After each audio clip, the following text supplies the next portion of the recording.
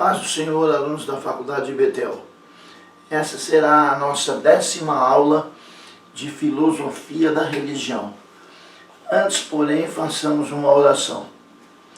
Pai, em nome de Jesus Cristo, seu amado Filho, que é fiel e verdadeiro, em cuja presença nos encontramos nessa manhã, nós te pedimos perdão pelos nossos pecados, as nossas falhas, os nossos maus pensamentos, as nossas más atitudes, Senhor, com as quais pecamos contra Ti e contra o nosso semelhante. Nós pedimos, ó Pai, a capacitação do Teu Espírito Santo, Espírito de sabedoria, a fim de que possamos aprender filosofia da religião. Nós te pedimos isso e já te agradecemos, em nome de Jesus. Amém. Filosofia da religião, aula 10. Pois bem, você sabe o que é Teodiceia? Teodiceia será um dos assuntos da nossa aula de hoje. Teremos como objetivo, nessa aula, comentar os principais conceitos e problemas da filosofia da religião. Pois bem, o que é conceito? Tendo surgido a partir do latim, o termo conceptus significa coisa concebida ou formada na mente. O conceito ele pode ser expresso com uma ideia sobre algo ou alguma coisa. O conceito é então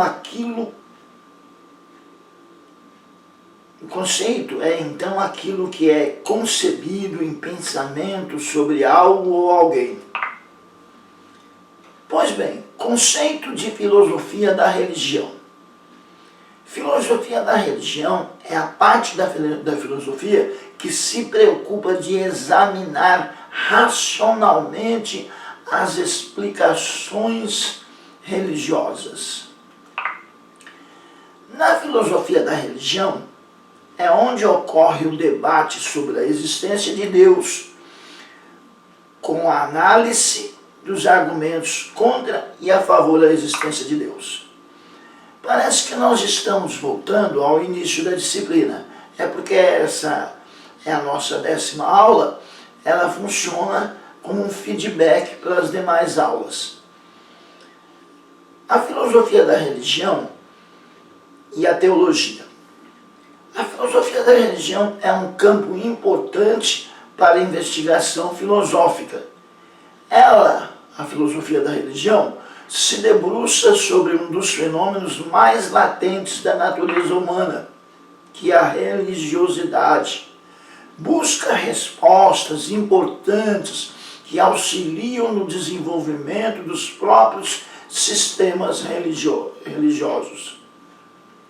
A filosofia da religião tem essa propriedade.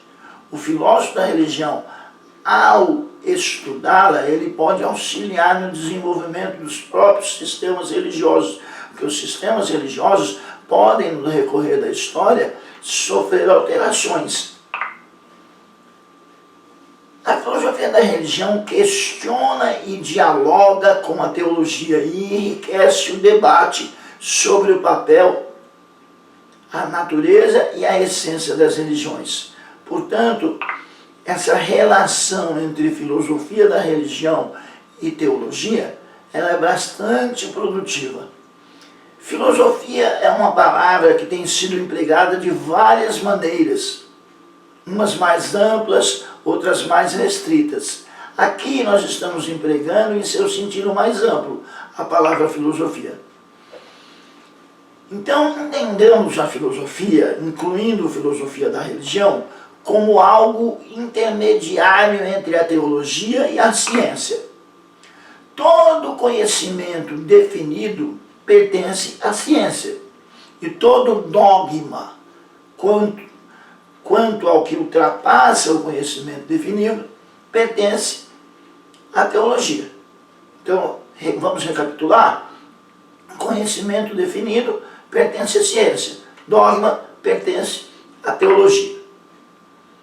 E é neste eixo que trabalha a filosofia da religião? Ela trabalha no eixo entre a ciência, entre as ciências e a teologia. Ciências, conceitos definidos, teologia, dogma, e a filosofia da religião trabalhando nesse eixo. Vejamos alguns conceitos e problemas a serem analisados dentro do nosso assunto, filosofia da religião. Então vejamos conceitos. As pesquisas da filosofia da religião estão fundamentadas para a análise crítica de conceitos como salvação, adoração, Deus, vida eterna, entre outros. Então, a filosofia da religião, ela traz em si condições para analisar esses conceitos dentro de cada sistema de religião, com as suas similaridades e as suas diferenças. Então, recapitulando, a filosofia da religião, em cada religião analisa o conceito de salvação.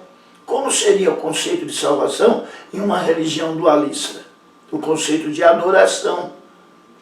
O que é, como se dá a adoração em cada sistema religioso? O conceito de Deus. Como cada sistema religioso vê Deus, pensa sobre Deus. Nós já estudamos. Nós temos o teísmo, temos o adeísmo, nós temos o teísmo, temos o deísmo, temos o panteísmo. E a filosofia da religião analisa esses conceitos acerca de Deus. O conceito da vida eterna. Qual é o conceito monista de vida eterna? Tudo isso são conceitos analisados pela filosofia da religião. Em suas avaliações, a filosofia da religião, procura relacionar fenômenos religiosos com as descobertas científicas. Há relação entre fenômenos religiosos e algumas descobertas científicas? Essa análise, o analisar dessa relação é pertencente também à área da filosofia da religião. A filosofia da religião, ela tem problemas a serem avaliados. Problemas a serem avaliados pela filosofia da religião.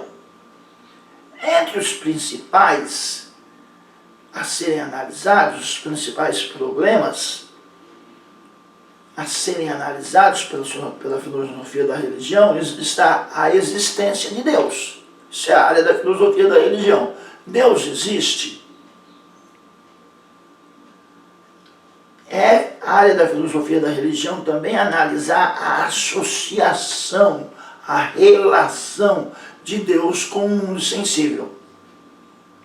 Junto com o problema da existência de Deus e da sua relação com o mundo sensível, nós temos o delicado problema do mal, que é um dos principais, se não o principal problema da teologia, da filosofia e também do ramo da filosofia chamado filosofia da religião, o problema do mal.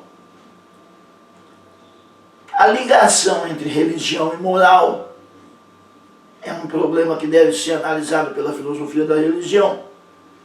A conexão entre a alma e o corpo, tudo isso é pertinente à filosofia da religião. Estamos apenas revendo o foco, o principal da disciplina para recordarmos o que já estudamos. Esta aula é uma aula de revisão. Estamos revendo os conceitos, algumas coisas que já foram discutidas, estamos revendo de maneira mais breve, somente para trazer de volta a memória. O problema do mal. Na filosofia da religião, o problema do mal é a questão de como conciliar a existência do mal com a de uma divindade, que é, tanto em termos absolutos ou relativos, onipotente, onisciente e benevolente. Esse problema ele se apresenta nas religiões, mas principalmente no cristianismo. Como conciliar uma divindade, um Deus, que é tanto em termos absolutos quanto em termos relativos, onipotente, onisciente e benevolente, com a existência do mal? Pois bem, a tentativa cristã de lidar com esse tripé, ou com esse trilema, como nós nos dirigimos ao trilema de Epicuro, a tentativa cristã de lidar com esse tripé, Deus Todo-Poderoso, Deus Todo-Amoroso e a existência do mal, mostrando que a despeito do mal Deus continua justo e bom e poderoso, foi historicamente denominado teodiceia. Está mais ligada ao cristianismo. Foi historicamente chamada essa prática de teodiceia, que significa a justificação de Deus. Teodiceia, do grego theos e dik, Deus e justiça. Pois bem, historicamente, na tentativa de se construir a explicação que procura manter a justiça de Deus diante do mal, vários tipos básicos de teodiceia foram elaborados. Surgiram vários tipos básicos de teodiceia. Nesta aula, neste espaço, não dá para abordar cada um desses tipos de teodiceia que surgiu. Mas vamos então expor 3 de forma resumida. A primeira é a teoria do livre-arbítrio. A primeira teodiceia, a primeira defesa da justiça de Deus que nós vamos apresentar é a teoria do livre-arbítrio. Essa é a posição clássica das religiões monoteístas. Ou seja, o cristianismo é uma religião monoteísta, o judaísmo é uma religião monoteísta, o islamismo é uma religião monoteísta, e a teoria clássica dessas religiões, no que diz respeito à teodiceia, a defesa da bondade e justiça de Deus, é a teoria do livre-arbítrio. Ela afirma que Deus permite o mal e utiliza para fins bons. Ou seja, Deus permite o mal para produzir um bem maior. Essa é a posição das religiões monoteístas, judaísmo, cristianismo, islamismo. É claro que com algumas variações dentro dessa teoria, dentro das próprias religiões monoteístas. A segunda teoria da teodiceia é a teoria pedagógica. Aqui, na teoria pedagógica, o enfoque é deslocado da origem do mal e é colocado nos possíveis bons resultados da experiência do sofrimento. A ideia é que o sofrimento é indispensável para o processo do amadurecimento humano. Ou seja, Deus coopera para que o homem aprenda com o mal, aprenda com o sofrimento. Essa é a teoria pedagógica. Nós vemos no livro de Jó, Jó amadurecendo na sua relação com Deus, por intermédio daquele sofrimento permitido por Deus. Ilustra bem este fato ocorrido com Jó, narrado nas Escrituras, ilustra bem a teoria pedagógica, a segunda teoria que nós estamos apresentando da teodiceia. Há uma terceira teoria da teodiceia, a teoria da negação do mal. Essa perspectiva é encontrada em conceitos monistas e panteístas.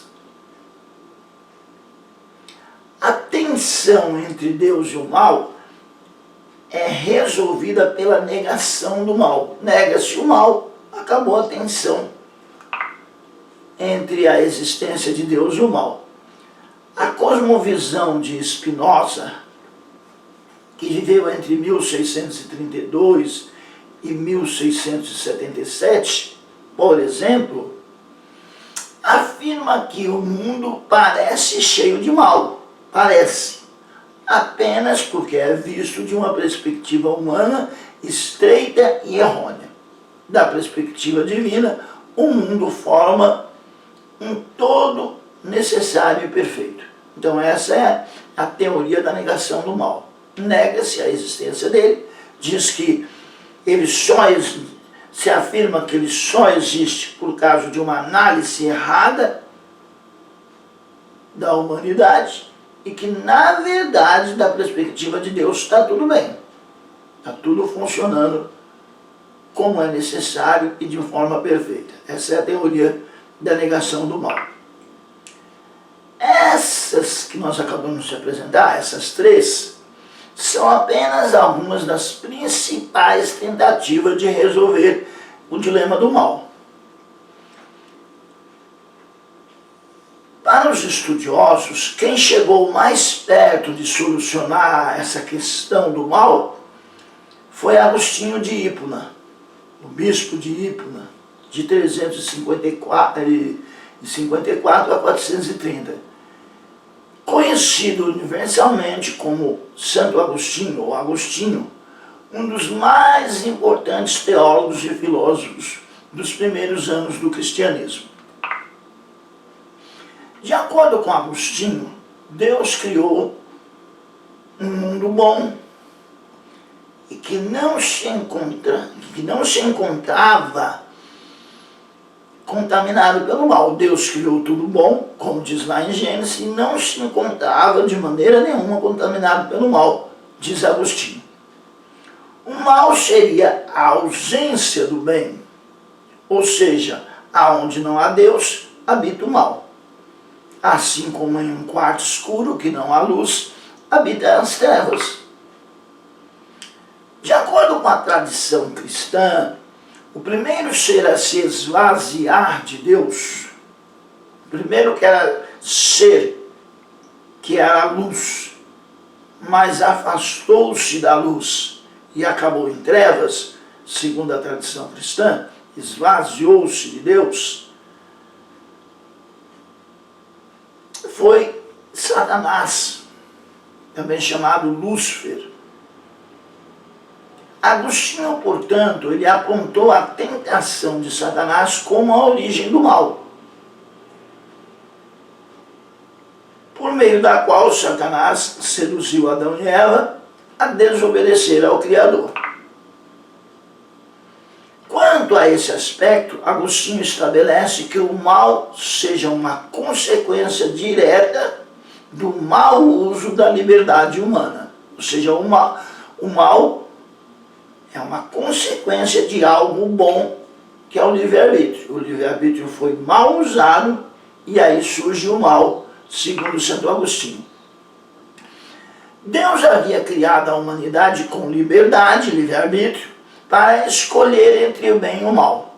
Lamentavelmente, a humanidade optou pelo mal, como resultado disso, o mundo encontra-se corrompido pelo mal.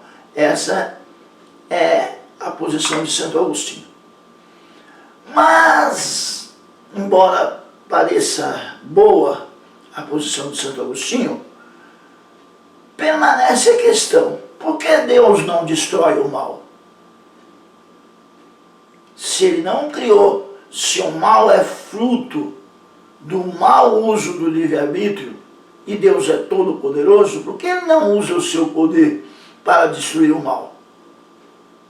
Ou uma pergunta feita de forma mais resumida: por que Deus não destrói o mal? Vejamos a resposta de um intelectual do século XX, C.S. Lewis. Esse importante pensador cristão recebeu, do século XX, recebeu de um repórter essa pergunta: por que Deus não destrói o mal? Você já recebeu essa pergunta? Por que Deus não destrói o mal? Na resposta de Lewis está implícita a ideia de que se Deus decidir aniquilar o mal, vejamos antes a resposta dele.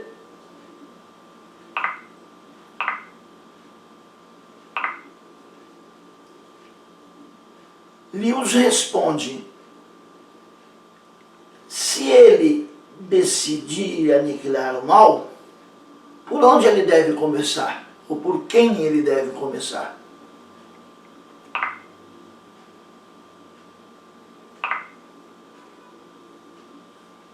Por quem ele deve começar se ele resolver destruir o mal? Na resposta de Lewis está implícita a ideia de que se Deus decidir aniquilar o mal, ele teria que exterminar toda a raça humana, pois todos têm a maldade alojada em seu coração. Por onde ele começaria? Ele tem poder para destruir o mal, mas por onde? Por quem ele começaria? Por mim? Por você? Por Lewis? Pelo repórter? Por onde Deus começaria a destruir o mal? Como a Bíblia diz, não há um justo, nenhum sequer. Não há ninguém que entenda, ninguém que busque a Deus. Todos se desviaram, todos se tornaram juntamente inúteis. Não há ninguém que faça o bem. Não há nenhum sequer, diz Paulo em Romanos capítulo 3, do 10 ao 12. Então, ao invés de destruir o mal e aniquilar aquele que pratica a maldade, Deus decidiu salvar os pecadores. Ele tem poder para decidir. Ele é todo poderoso, ele decidiu, ao invés de destruir o mal, salvar os pecadores. Sendo assim, essa questão permanece complexa, mas se pode afirmar que Deus permite o mal e o utiliza para fins bons. Permanece complexa a questão, mas Deus não destrói o mal, porque por opção ele decidiu salvar os pecadores ao invés de destruir o mal.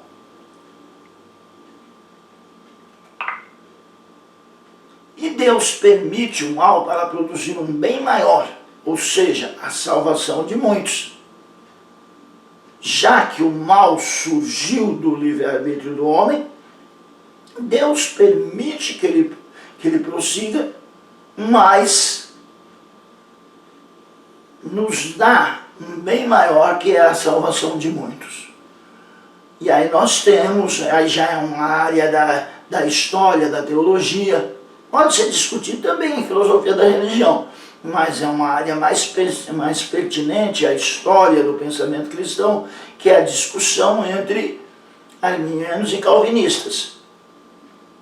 Predestinação, eleição, livre-arbítrio, também cabe nessa discussão. Porém, nós vamos deixá-la para discutir em história da igreja, quando discutirmos o pensamento cristão.